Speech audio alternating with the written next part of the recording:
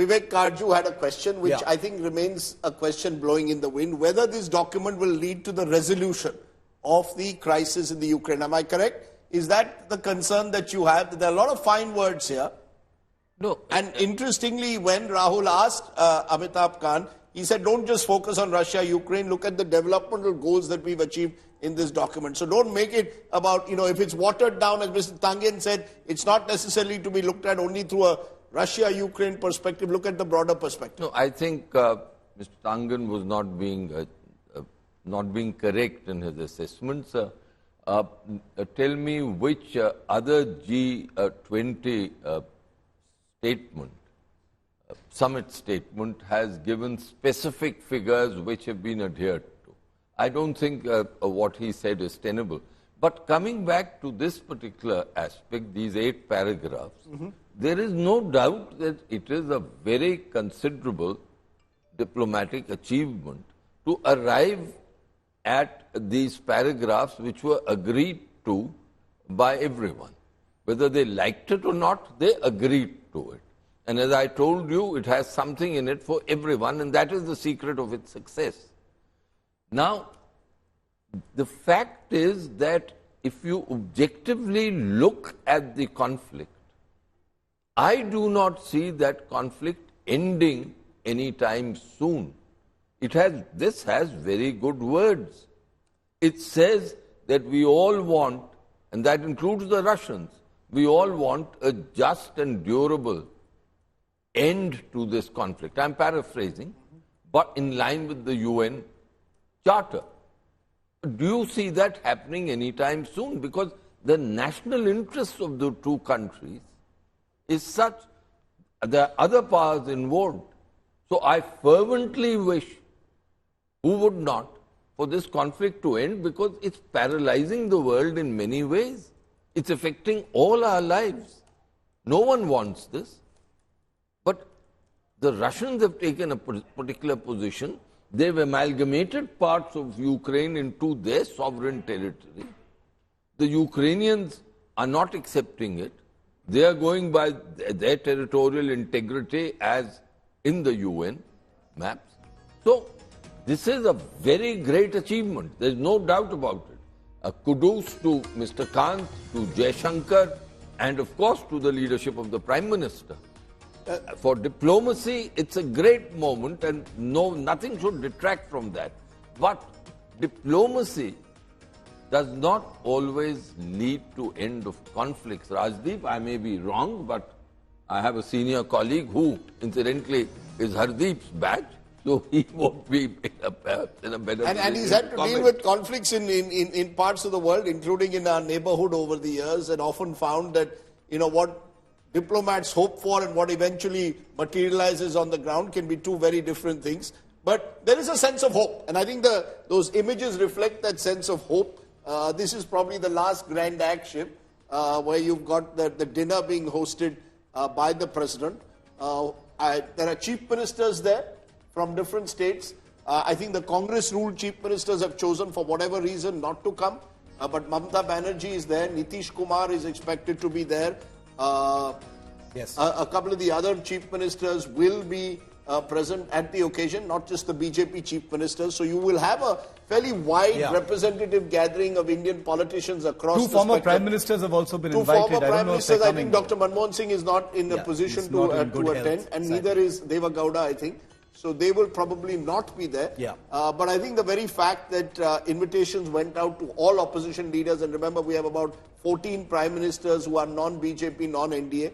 They've all been invited. Chief ministers, chief ministers. So they've all been invited, and that, the sort of colourful spectacle that you will see over the dinner is what is the next act. Rajdeep, every chief minister should have. You've got those first pictures of the prime minister with the president now. There's no doubt. Getting ready to welcome, I think, all the guests. Things are moving quite quickly. The guests are about to arrive there at the Pragati Maidan. Initially, it was thought that it was going to be at the Rashtrapati Bhavan, but it's happening at the Bharat Maidan. And President Murmu is there with the Prime Minister. We just saw those images. We'll just pull those out for a moment. the lighting up of the Maidan really account for some of the images that have perhaps gone most viral over the last couple of days, because I don't think anybody has associated Pragati Maidan with images of this kind, Rajdeep. Absolutely. Witchcraft professional agency, event Yes. management agency has done a lot of the lighting. They did it in Varanasi when the Prime Minister during his tenure, the ghats were lit up. Now you've got Pragati Maidan. And it's all sort of very, very professionally done. I mean, purely as a spectacle, it is pretty special, the kind of images that we've seen. I just wonder, Mr. Dogra, Mr. Karchu, do you recall any sort of Indian diplomatic event being staged on such a scale? We speak of NAM in 1983, but that was a long time ago. India was certainly nowhere close to being... We had many more countries there, but certainly in terms of grandeur, spectacle, you probably would not match what we are seeing for the G20? Well, probably not, but there were India festivals all over the major countries of the world. The Festival of India concept. Festival of India, which were grand, which were tasteful, which were aesthetic. The leaders of... Yeah, sorry, you complete your point, sir. But you were talking about 1983 Yes. NAM summit. I was there. One Jordanian minister, in the middle of the negotiations, there's an interval. So he went out of Vigyan Bhavan. This was late in the evening. And when he came back, there was tears in his eyes. So we looked at him and we said, what happened? And he said, I went out and saw an old man, poor man obviously. He had a few pieces of firewood and he was baking his chapati on that. There were just 2 chapatis. When he saw me, he thought I was hungry and he offered me one. That human touch is equally a festival of India. Absolutely. Very interestingly, the ministers are all going in a joint bus. There's a bus for the ministers. So they don't have the Maybachs and they don't have the sort of fancy cars. The fancy cars have been reserved for for all the world leaders who've come. The ministers have all been told that they've been packed up in one bus together. And the chief ministers? The chief ministers probably in their own... I'm not sure whether they're part of the bus. They're probably coming in their own vehicles. Live images have just started coming in of the president.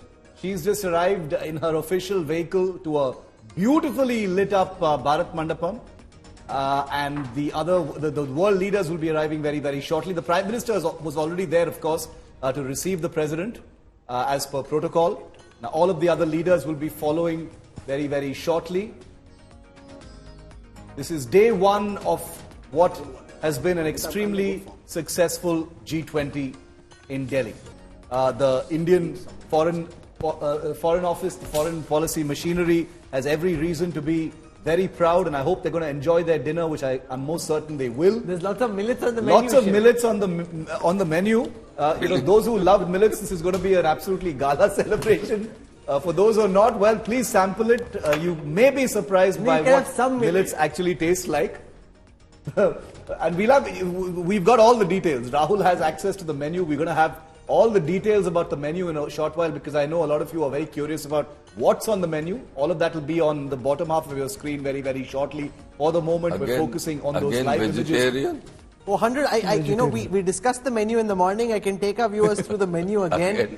And the interesting thing I did is we just went and had some millets, because there's so much talk about millets. So for lunch, I ordered some millets and chola. So that was that's the food that we had. But that's President Droupadi Murmu coming in for the President's dinner. I can take you through her Sharad Ritu dinner menu, and here it is.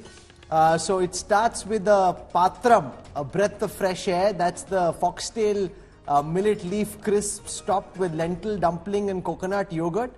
And then for main course you have Vanavaram, strength of the soil, jackfruit galette served with glazed forest mushrooms, little millet crisp and curry. I'm just thinking, are they overdoing the millets? It's nice to have millets. Millets are great. It's really nice to ensure that you're throwing in some millets. But okay, so here's that's the main course. For Indian breads, there's Mumbai Pav, onion seed flour soft bun. There's koki, that's sargam flour and spinach flat bread, which contains millet, mind you, again. Let's see if there's millets for dessert as well. The dessert is Madhurima pot of gold, cardamom was in the scented morning. barnyard It's the millet same. pudding. This was actually the evening menu. This, Oh, I'm sorry.